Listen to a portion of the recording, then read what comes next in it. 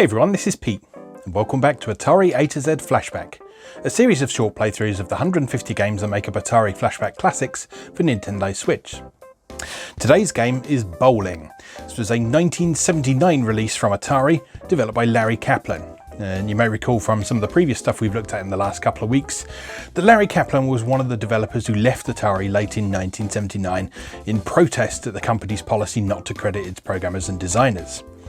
Kaplan would go on to be one of the four people who founded the company Activision, which was one of the first third-party video game developers, and he became best known for his 1981 title Kaboom.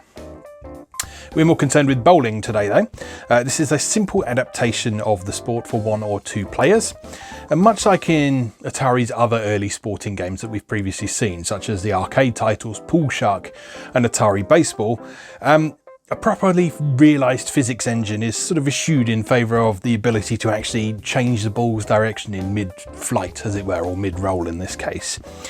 And this implementation makes it quite straightforward to play a quote-unquote perfect game if you know the trick behind it.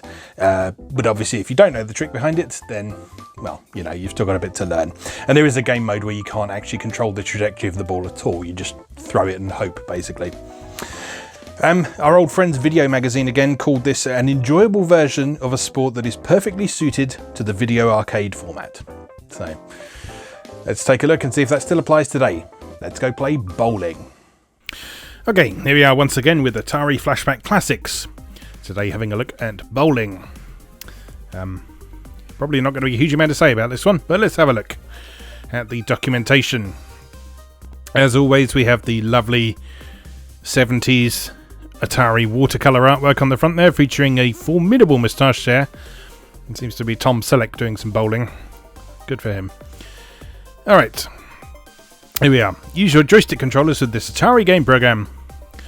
Your objective is to roll as high a score as possible, whether you're playing a one-player or a two-player game. There are 10 pins to knock down.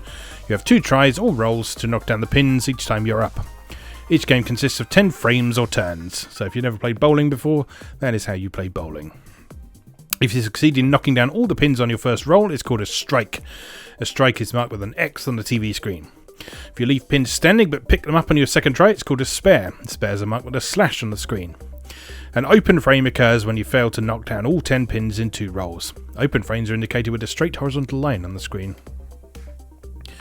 The ultimate goal in bowling is to roll 12 consecutive strikes for a perfect score of 300. So the actual controls on this are pretty simple. You move up and down on the screen to position your bowler. Now, in games 1 and 2, the ball stays in a steady curve pattern once the joystick is moved in either direction. The ball does not come out of this pattern until that roll is completed. So basically what happens in this one is you throw your ball, and then you can push the joystick up and down to make it curve in a particular direction. And you do that after you've launched it. Excuse me. In games 3 and 4, you can steer the ball up or down while it is moving down the alley. If the joystick is returned to its neutral position, the ball straightens out. So in that one, you can use telekinesis to make the ball go where you want it. And in games 5 and 6, the direction of the ball cannot be altered after it's released. Positioning the bowler is the most important move. So, and then it's all just a bunch of information about how it's scored and so on. Now the difficulty switches on this one, they provide a handicap for players. When the difficulty switch is in the A position, the computer makes it more difficult for you to roll strikes and spares. For the beginning player, it is easier to obtain high scores when the difficulty switch is in the B position. It doesn't actually tell you how it does that, so I'm not sure about that, but anyway, let's go and have a play. So let's begin with a one-player game with the Curveball system. So game reset, and off we go. So you move your bowler up and down on the virtual alley, which has a sort of weird sense of perspective, a bit like basketball did. So we can then put him where we want him, press the fire button to release the ball, and then move up or down once the ball is in motion to actually curve it.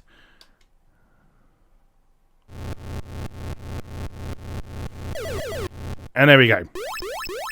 Now, what I just demonstrated there is the technique required to get a perfect game. Move your bowler to the bottom of the screen, release, count 4, 1, 2, 3, 4, up. Oh, it didn't work that time. Probably because I was talking. Let's try again.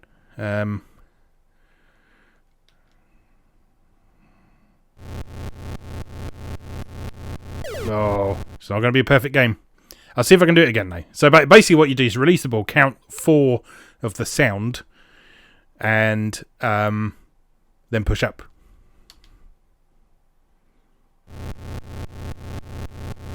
Oh, it's not working. And I've got a 7-10 split as well. Disappointing. So what I get for trying to cheat.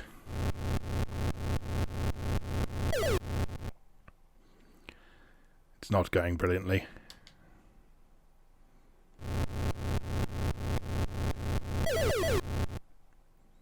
Alright, so maybe it's not an entirely foolproof, flawless plan, but you can certainly get some pretty reliable scores that way. Oh, terrible.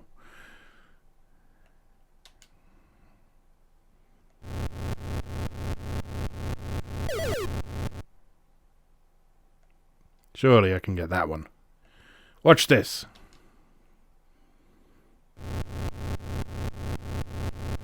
Nice. There's my spare.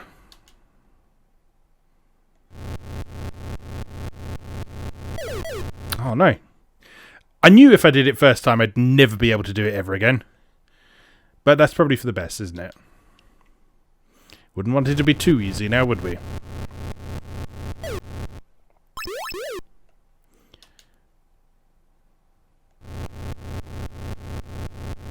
There we go. But you can hopefully see what I mean.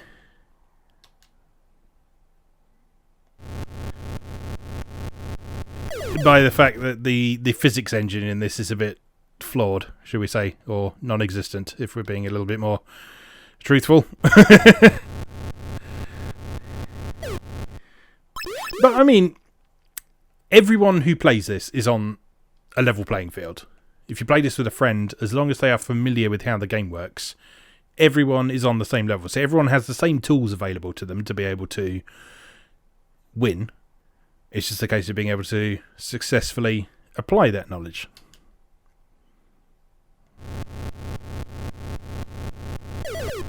Which is harder than it looks, apparently.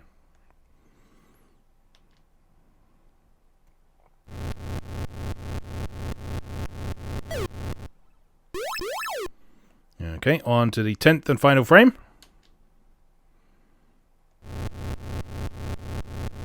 Oh, just missed.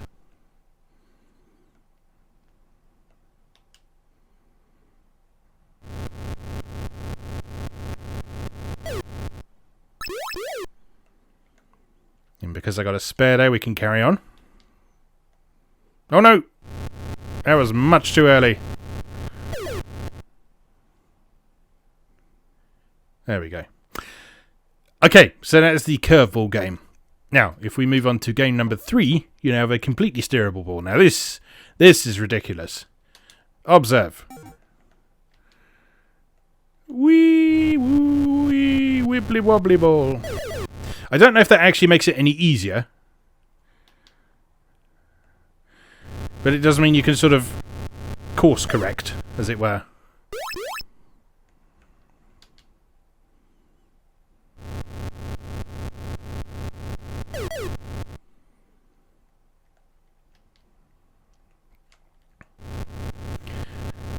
But yeah, it just reminds me of when we looked at Atari Baseball and Pool Shark and all that sort of thing. Sports games where you have direct control of the ball as opposed to the players.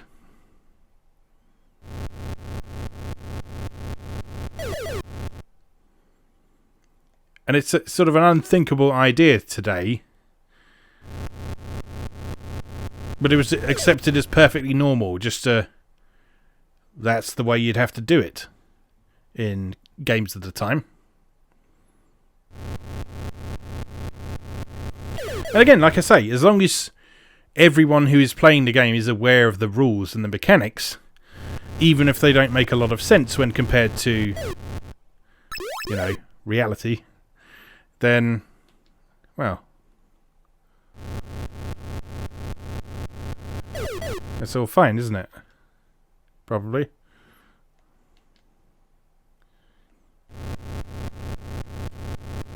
That's so good.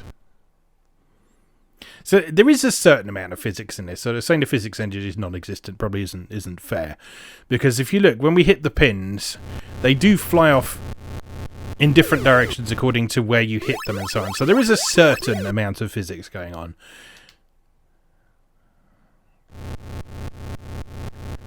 Just not necessarily on the actual bowling ball itself.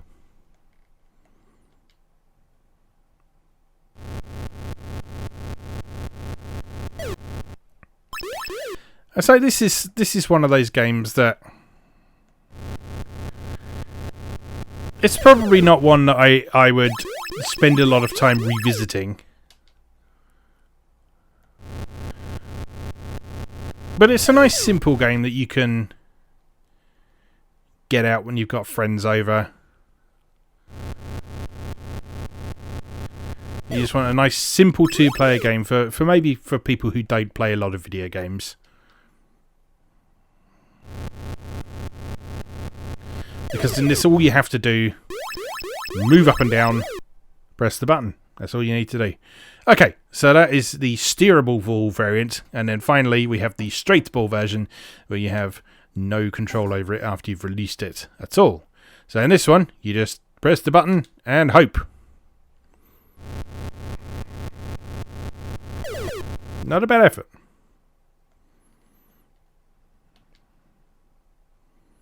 A bit high, I think. Yeah. It's obvious this version here is much more difficult. Not necessarily for the right reasons.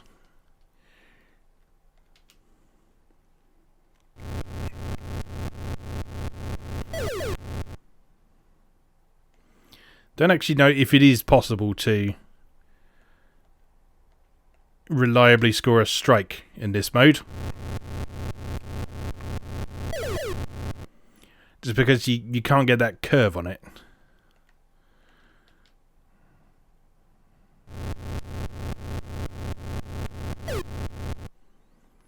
Yeah, it's going much worse this time around, aren't we? Because of the way this is going. Well, that might be good. Not great. In fact, it resets your dude's position every time as well. Oh, we got a spare. It's not bad. It's better than nothing. But yeah, the fact it resets your position down to the bottom there every time means that you have to sort of think quite carefully about where you're going to release the ball.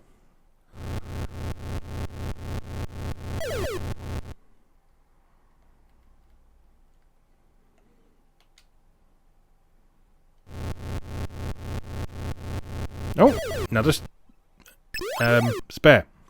And he said strike then. Clearly wasn't a strike. Well, that might work. Oh, so close. So close.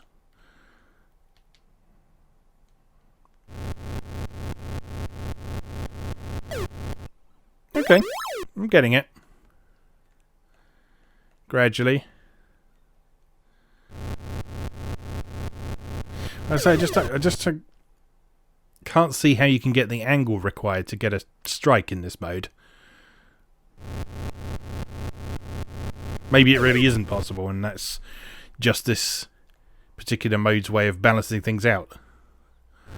It's going to be a naturally lower scoring mode. So it's just a case of get as good a score as you can.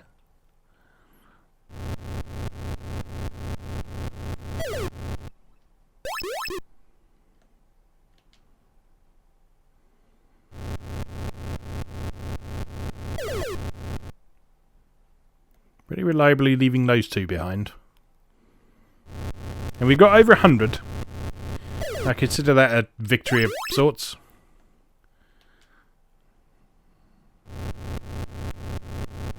Oh, so close. So very close.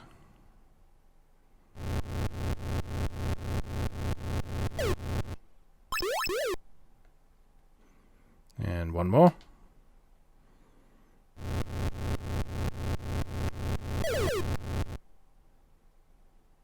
Alright, not bad considering. Anyway, I think that's probably enough of that for now. That was bowling for for the Atari 2600. As always, thank you very much for watching, and I'll see you again next time.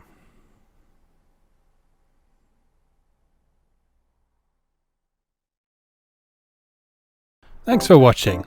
If you enjoyed this video, please help out the channel by leaving a like or a comment and subscribing. New episodes of Atari A to Z are on Tuesdays and Atari ST A to Z on Thursdays.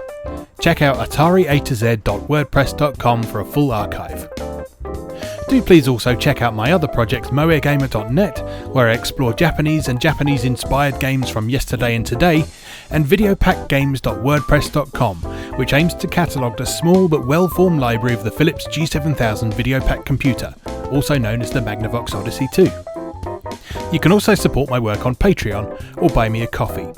You can find links to do both down in the video description. Thanks again, and I'll see you next time.